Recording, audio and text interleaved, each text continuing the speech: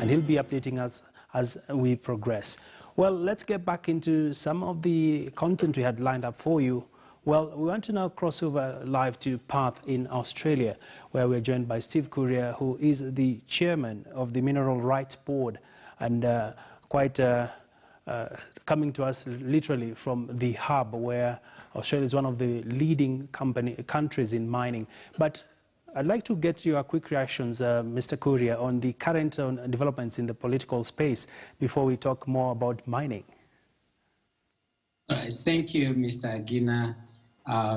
We are watching very keenly and praying that we'll have a very peaceful elections, because this is quite telling for 2022.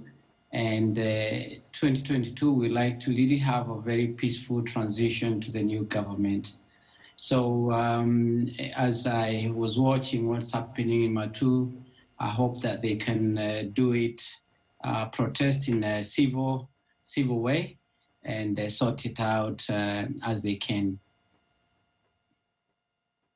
And Mr. Courier, of course, these developments, like many would argue, are a telltale sign, perhaps, of what to expect as we go into the referendum and later on, perhaps, the elections in 2022. Absolutely, Mr. Agina. I think BBI, we see there's might be not much of, there's no opposition to it, but I think it's more critical for when it comes 2022 to see a peaceful transition is very critical for the country. Okay, let's shift gears now, and with the developments around the mining sector, there are plans to review the Mining Act. How will this change the current situation, especially for small miners, and of course ensuring the mineral rights for Kenyans? Yes, the transformation in two ways. One, for small-scale miners is very critical. The Act actually categorizes that a small-scale miner or artisanal miner can only use a shovel and a crude odd system. One of the things we like is to ensure that our artisanal miners are using the modern technology. So we want to change the Act in that aspect to ensure it's reflective of the time.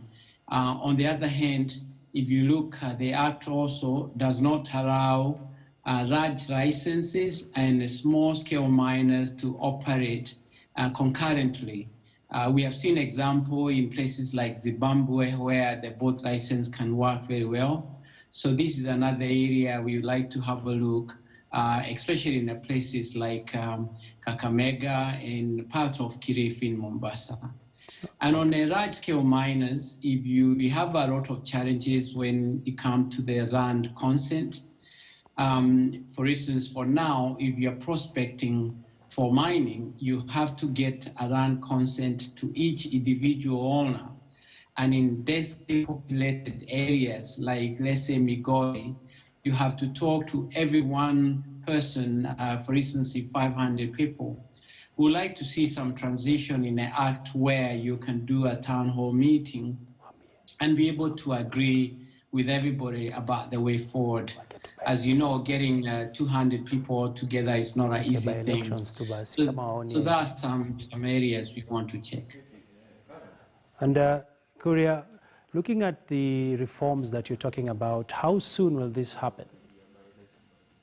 We have already started with the Mineral Rights Board. We have already put forward the issues of physical regime to ensure that it actually cover the artisanal to the large-scale miner, and also to ensure government take what belongs to the government, as well as ensuring that the royalty is distributed to the county.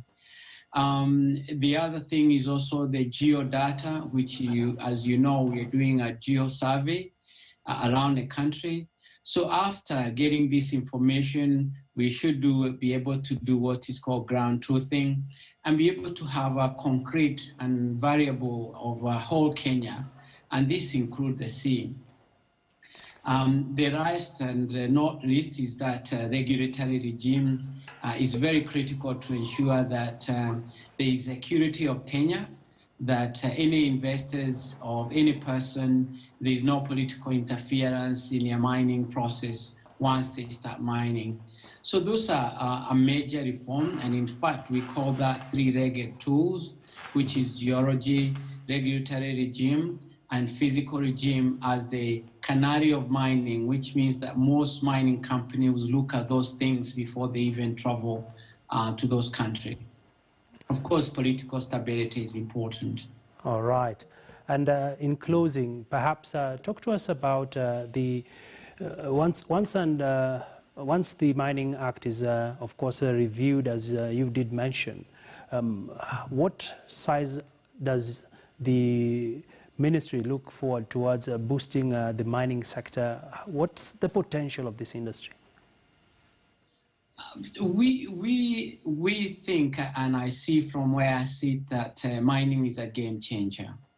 It has not been reflected a lot in Treasury, but if you look, even during COVID, mining remained constant.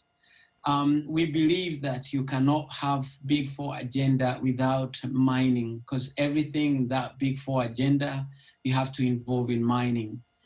Our prediction and going forward, we think that the mining industry can achieve about 12% of GDP. Most of people have been saying that it's 10%, but we can clearly see 12%, and I can quickly tell you why. One is that we've got a 0.6 or 1% already being contributed by base resources.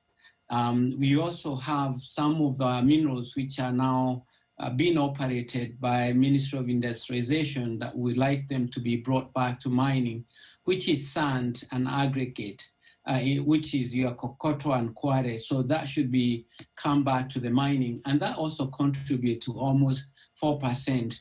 So now you see what will be left is $6.6 billion to present to the GDP. And already we have one mine coming to Kakamega called Shanta Gold.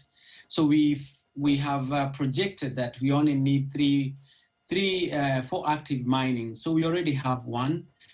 We also want to see Kirimapesa come to fruition, and as well as Karibe mining to return back to operation. So this is not very difficult, and this is without talking about our gemstone and gold that is collected by artisanal miners around the country, which is quite significant, especially at this current rate, where gold price is at 8 years high.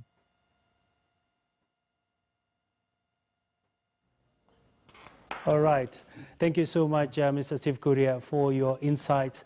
Quite interesting to see the mining sector could be able to transform the country. Of course, this is an area of interest for not only participants in the mining sector, but as well as various stakeholders in the revenue authority in the country. All right, let's now still stay with matters dealing with the business landscape, and I'm now joined by Mary Mudhoni, who is the chairperson of Women in Business and also an entrepreneur here in Kenya. Well,